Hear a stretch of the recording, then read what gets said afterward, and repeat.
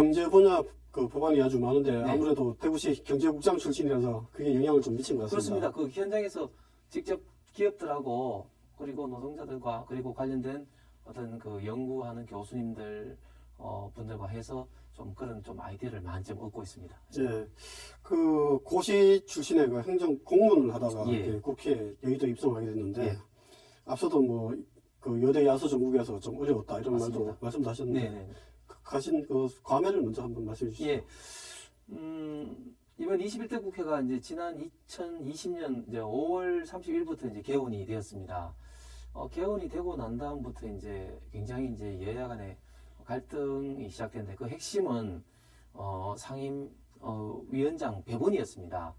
사실 그 중에서도 핵심이 이제 법제사법위원장 건인데 사실 이제 88년도 그 노태우 대통령 6공화국 이후로 그동안 국회에 확립된 관행이 1당이 국회의장을 가지고 그 다음에 2당이 법제사법위원장을 가지는 것이 그동안의 관행이었습니다. 그런데 그동안 확립된 관행을 무시하고 민주당 측에서 법제사법위원장을 가지려고 해서 그 때문에 계속해서 거의 뭐 두 달 가까이 이제 밀고 당기기를 하면서 이제 21대 국회가 시작되었죠. 그래서 결과적으로는 뭐 저희는 뭐 법제사법위원장 아니면 모든 걸 맡지 않겠다고 배수진을 쳤습니다만 결국 모든 상임위원장은 이제 민주당이 지금 독식하는 걸로 21대 국회가 지금 시작되었는데 이런 것을 보면서 야 이게 참 과거에 이렇게 민주를 이야기하신 분들 이렇게 해서는 되나 이런 어떤 회의도 많이 들고 그리고 국회 의결하는 것을 물론 대원칙은 다수결입니다만은 소수자를 보호하기 위한 여러 가지 국회 확립된 예를 들면 여야 간사 간의 어떤 합의라든지 뭐 이런 것들이 하나도 지켜지지 않고 작년 마지막에는 이제 이제 공수처까지 최종적으로 통과되는 것을 보면서 참 우리나라 어떤 국회 운영 특히 앞으로 어떤 자유민주주의 어떤 제도가 참 여러 가지로 참 도전을 받고 있구나 큰일이다 이런 참 우려를 많이 하게 되었습니다. 예. 예산 결산 특위에서 이렇게 활동을 하셨어요. 네. 예, 뭐 겉으로 쓰이는 예산 없도록 네. 감시도 많이 하고 하셨는데 네. 특히 뭐 지역을 위해서 교부금이라든지 뭐 국비 예산도 많이 확보를 네, 하셨습니다. 네, 네. 어떤 성과를 거뒀는지 좀 소개해 주시죠. 예, 말씀하신 것처럼 일단 그 문재인 정부 들어서 지금 예산 국가 전체 예산이 폭발적으로 지금 늘어나고 있습니다. 박근혜 정부 마지막에 2016년도 말에 2017년도 예산을 할 때가 이제 400조 돌파를 했습니다.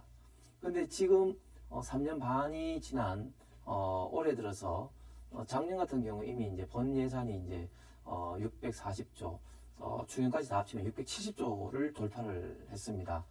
2021년도 본 예산이 이미 이제 650조가 지금 있을 정도로 예산 규모가 엄청나게 커졌는데 물론 이제 국가 재정이 커지는 게 반드시 나쁜 건 아닙니다만 그러나 거기에 따라서 지금 국가 부채가 급격하게 지금 많이 좀 늘어나고 있습니다. 이렇게 늘어나게 된 배경이 가장 큰 배경이 첫 번째는 복지 부분의 예산이 많이 늘어나기도 하고 또 코로나 극복을 위해서 여러 가지 많이 늘어나고는 있죠. 그러나 또한 이 봤을 때는 제가 많이 가장 강조한 것 중에 예를 들면 실업급여만 하더라도 지금 예산이 엄청나게 많이 늘어나고 있는데 이 실업급여에 있던 부정수급 특히 반복수급 어떤 분들은 3회, 4회, 5회 이렇게 받는 분들도 사실은 굉장히 많습니다. 그래서 이런 부분에 대한 합리적인 좀 통제를 해야 된다. 왜냐하면 건전하게 열심히 일하는 분들에 대한 어떤 공정성이 확립되지 않는 거죠.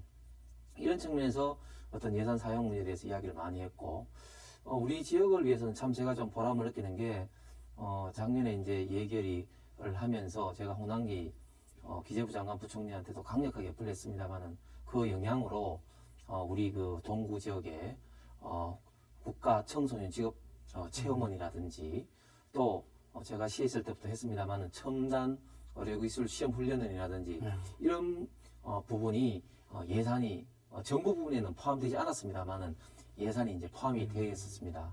정부 부분에 포함된 예산 정액도 있습니다만은 전혀 포함되지 않은 대형 사업을 국회에서 반영된다는 건 굉장히 어려운 사항입니다. 그런 거를 반영을 했는 게 가장 저로 봐서는 보람 있고 그리고 참 잘 됐다 이런 좀 생각을 갖고 있습니다. 네, 그렇군요.